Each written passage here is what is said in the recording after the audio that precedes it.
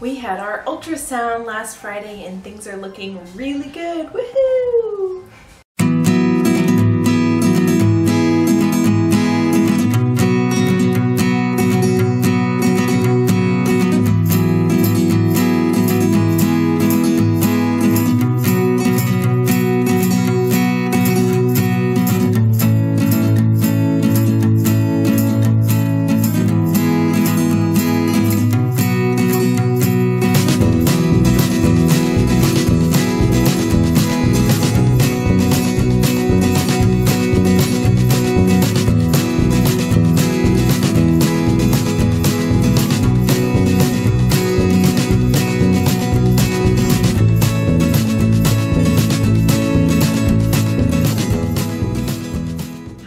It's Amanda with Eat, Pray, Crunch, and welcome to my pregnancy vlog for week 7. The first trimester is over halfway done now. It's starting to go by a little bit faster. So we had our first ultrasound on Friday. We decided to get an early ultrasound just since we had 2 early miscarriages before.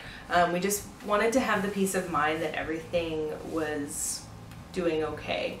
And it is. Things are looking great in there. We were so excited. It's really kind of miraculous every time. I remember when I was pregnant with Alex and we saw his little heartbeat and little tiny little gummy bear on the screen there. It's a little blob on the screen, but you can see that little flickering heartbeat, and seeing it this time was just as exciting. It's really pretty magical. It was at the end of my 6 weeks, and so it's just amazing to me that this little being is forming in there and it already has a heart and that it's beating already. It's so amazing. So yeah, so things were looking great. We saw the sac, the embryo, and the heartbeat, and the yolk sac. So everything is there. Everything is looking really good. So it's so encouraging this time to know that things are going as they should so far. So that gives us a lot of peace of mind. Although honestly, I haven't had that much anxiety about this pregnancy. I'm just feeling really confident that, you know, things are going really well, and I'm just not worried like I was the last 2 times. I'm just thanking God that I really have this peace this time about it. Let me tell you, I have been crazy emotional. Those hormones, they really wreak havoc on a woman's body. Let me tell you. When I was in the waiting room to get my ultrasound done, they had The Lion King playing, and Bill and Alex were sitting next to me watching The Lion King, and it got to the part when Simba's dad dies. Sorry if that's a spoiler if you haven't seen The Lion King before. You should see The Lion King if you haven't seen it before. But anyway, it got to the part when Simba's dad dies, and it was everything I could do to not just bust out crying in the waiting room. And I basically had to like turn on my phone and like get on Facebook, like distract myself and like not watch the movie, because I knew that if I didn't do that, I was going to make a scene right in the middle of the waiting room just watching The Lion King.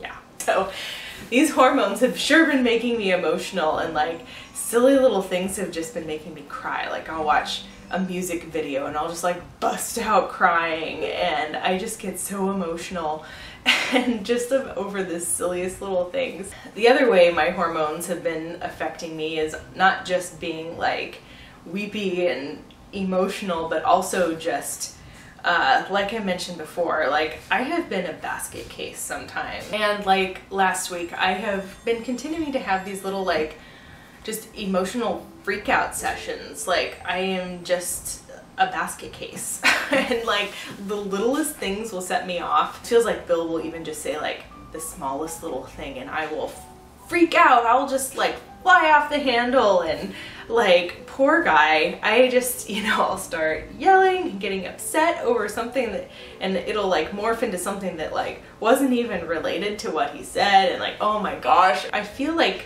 a teenager again. Like, although even more hormonal than that. I was telling Bill, this is really good practice. If this ends up being a little girl, this is going to be really good practice for having a teenage daughter down the road, knowing how to deal with a crazy hormonal person. So anyway, thankfully, Bill is a very patient guy, and things roll off him like water off a duck's back. So thankfully, he's not taking it too personally, and I always apologize afterwards. Like the next morning, I always feel so bad. I'm like, I'm so sorry, I was so hormonal. And he's like, I know it's your hormones, I know it's not you. And so anyway, so that's been fun. Another fun symptom has been the classic first trimester symptom of having to pee all the time. Oh my gosh. I go to the bathroom and then 10 minutes later I have to pee again. Sometimes it makes it difficult to like go out for a walk or something. It's like I have to make sure that I don't drink too much water before I go for a walk, and go to the bathroom like 3 times before I go. And sometimes I have to plan out someplace I can go to the bathroom while I'm out on a walk. It's pretty ridiculous. So anyway, fun times, peeing a lot. The extreme fatigue has also, I think it's been even getting a little worse this week. I have just been so run down. Like it is a struggle just to get through my days sometimes. Like some days are better than others. Like, you know, I always choose to film on days when I'm feeling a little bit more energetic, but like some days it is just all I can do just to get through the day. It just feels like everything in life is just so overwhelming right now. It's like I can barely keep my head above water with just the normal things I have to do to get through my day. Like sometimes just like even changing Alex's diaper, or like giving him a bath or feeding him, the dishes and the laundry. Like, oh my gosh, I have not had the energy to do the dishes, and I'm gonna be honest guys, like my sink is a complete mess. Like there are just dishes piled high, and I just have not been able to find the energy to do them. Like I often, you know, motivate myself to do dishes by putting on a YouTube video and watching that while I do it, and like even that is like not enough motivation to get me over there. Just like it's like a mental fatigue as well. It's like just the thought of tackling the dishes, just looking at the pile just makes me even more tired, and I like want to do it even less. So you know, it usually ends up getting done. Thankfully Bill has been helping with that a little as well. Anyway, that's been fun. Another delightful little symptom of the first trimester is I have been starting to get a little bit of morning sickness.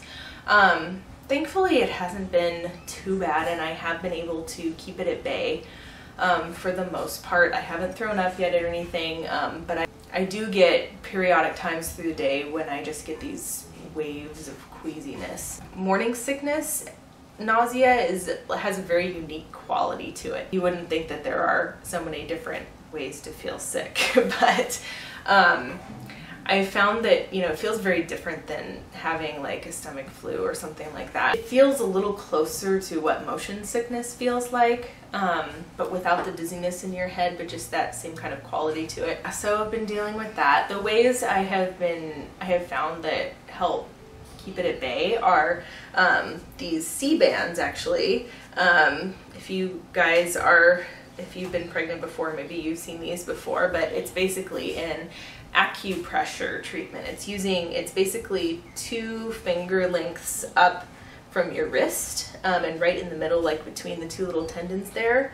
If you put pressure on that point, it really helps reduce nausea. So these C-bands are just like a little elastic bracelet thing, and it has this little plastic button on it that pushes on that spot continuously. And I have actually found out that it really does help. I'm basically wearing these 24/7 now because it just helps keep it down to a dull roar. Also, just keeping my blood sugar really even is the other thing that really helps. So that's been a challenge since I'm trying not to eat too much, but at the same time, like eating frequent small meals is what keeps my blood sugar steady. So I'm trying to find the balance of eating healthy snacks and eating things that make me feel okay, things that don't make me feel worse. I've definitely had a lot more aversions. We made spaghetti last week, and I made it for the family, but I couldn't, like the smell of it was really bothering me and I just couldn't eat it. I just made myself a fried egg for dinner because that sounded a lot more digestible to me. And just certain other various smells, like certain cooking vegetables, and like Bill had chili last night, and the smell of it just is not, it just doesn't sound appealing. Just the thought of eating it, ugh, no thank you. So I have been very careful about listening to my body and eating only what sounds okay, because I know that that's another way to make sure the nausea stays at bay, is, you know, only putting things in my body that sound good to my body. Unfortunately, a lot of the time, I know that this is true for a lot of women, that means carbs. And when I was pregnant with Alex, I was not being quite so careful with how much I was eating. I was definitely, you know, eating very high quality food, organic and everything, but I also ate a lot of white refined carbs, even if they were organic, like lots of saltine crackers and like pirate's booty and things like that. So this time, you know, I am allowing myself to eat a little more carbs because it does help me feel better, but I'm trying to be conscious about making it a healthy carb choice. So, so like for example, I have some sprouted whole wheat bread, and I have found that I have to have like a slice of toast made from that bread every night before bed. I have to have it like right before I go to sleep, otherwise I feel really sick. That's actually when it's been the worst, is like late at night right before bed. It's, you know, I've had a few times when I thought maybe I was going to throw up, but eating the piece of toast really helped. And the third thing that has really helped with it is ginger. That really helped when I was pregnant with Alex too. Ginger, just sipping on ginger tea really helps. And crystallized ginger, it's almost like gummy ginger, and it has like sugar on the outside. And generally I am avoiding sugar, but this is the one exception I make because it really helps. It's really intense ginger. I mean, the flavor of it is like really spicy and overwhelming, but I actually read that spiciness like kind of tricks your brain, the part of your brain that is making you feel nauseated, and like distracts it from that. So if I am really feeling a strong bout of nausea, I'll just pop one of these pieces of crystallized ginger, and that often helps nip it in the bud. And just lying down for a while. If I'm feeling sick, I just lie down for 15 minutes and close my eyes. It's really nice when it's the weekend and Bill can hang out with Alex while I do that.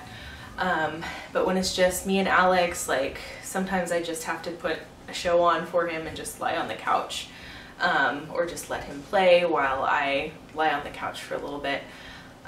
So that's how I've been dealing with it. I know I talked about all my weight gain goals last time, speaking of food and whatnot. So, you know, I have been doing my best to stick with those goals, but sometimes, like when I'm really feeling sick, like eating is just the only thing that helps, and sometimes carbs are the only thing that helps. But doing my best to stick with my diet and still eating reasonable portion sizes. But sometimes when you're feeling sick, you just gotta do what you gotta do. Speaking of which, I feel like I am learning that my body type is the type that just really likes to gain weight while pregnant really fast, like no matter what I'm doing.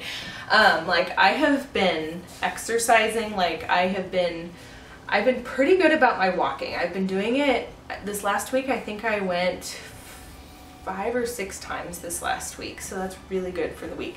And like even yesterday, Bill and I and Alex, we went on a big long like 2-hour walk in the morning, and then in the evening after Alex went to bed, I went for another brisk walk. So I feel like I've been really good about the exercise, and like I said, I have been eating a little bit more, but it's not that much more than I was eating before. So even with that, I've still gained 3 pounds in 7 weeks. So You know, I know they say that like 3 to 4 pounds is normal, but it's already 7 weeks and I've gained 3 pounds. And like, this is actually pretty similar to what happened when I was pregnant with Alex.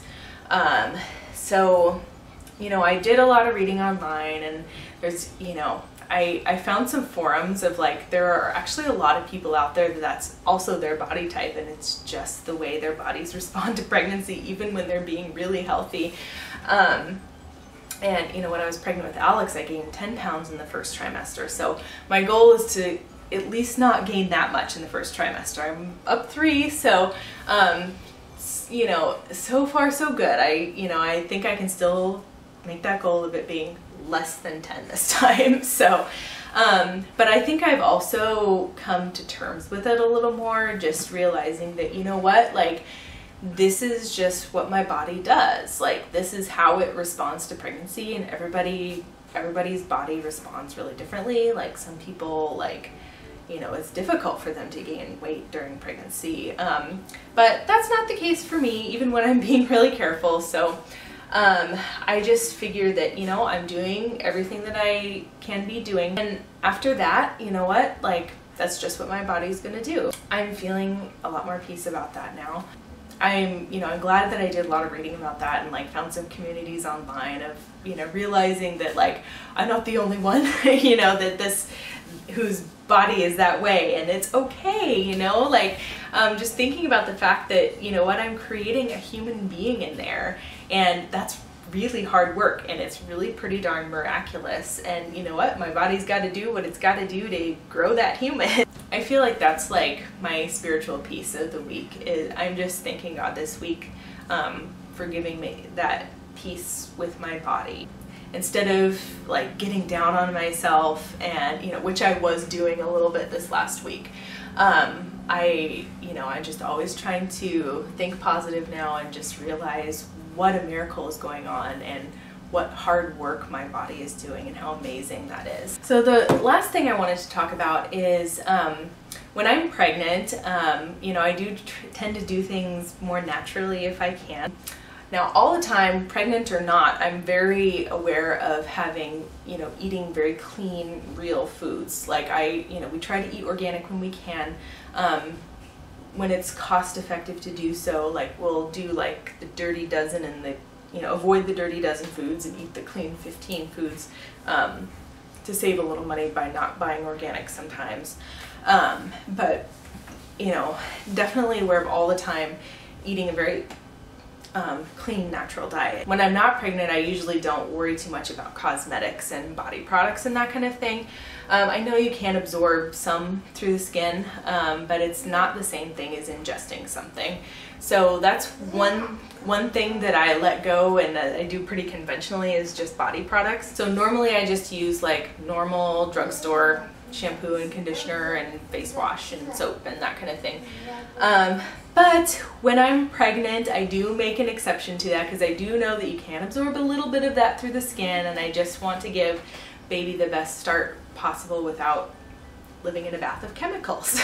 So not that it's that bad, but I think I'm hyper aware of it when I am pregnant. So I just wanted to show you the products that I am using right now while pregnant. So right now I'm using the Nature's Gate aloe vera shampoo, and it was the most cost-effective natural shampoo I could find. It's not organic, but it is made with mostly botanical ingredients, and that's been working pretty well. And I've also been using the Alba Botanica Natural Hawaiian Conditioner on my hair, and it's also not organic, but also mostly botanical ingredients. So, and it smells really nice too. Gardenia is the scent. So I enjoy using that because it smells so good.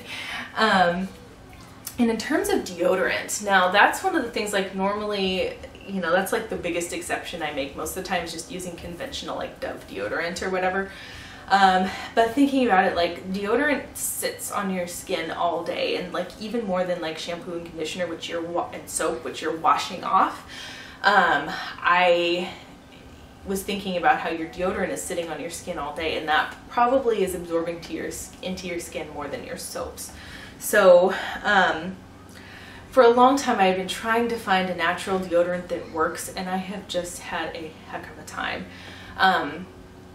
I did try making my own deodorant at one point, and you know, that it worked decent well. Not quite as well as regular, but you know, if you're not exercising, getting all sweaty and everything, it worked pretty well. It was just like coconut oil and like baking soda and some like essential oils. I can't remember what the other ingredients were, but it was really straightforward. But the problem is it's been so hot, so my homemade deodorant has been melting. And so it's kind of hard to put on and like keep in my normal deodorant stick because it's all liquid. So anyway, I did some more research on natural deodorants, and you know, I had tried the gamut. Like I tried the Toms and like all the other natural deodorants that I found at the store, and none of them worked. I was stinky, and you know what, I don't like being stinky. So but I did come across a Mama Natural video, and she was actually talking about natural deodorants and did a review of this product called Primal Pit Paste. Doesn't that have such a delightful ring to it? Primal Pit Paste. Bill saw that and he was like, pit paste, really? And anyway, it's a fun name, but it's a little bit pricier, but I figured, you know what, I'll just use it while I'm pregnant, then I'll go back to my regular stuff.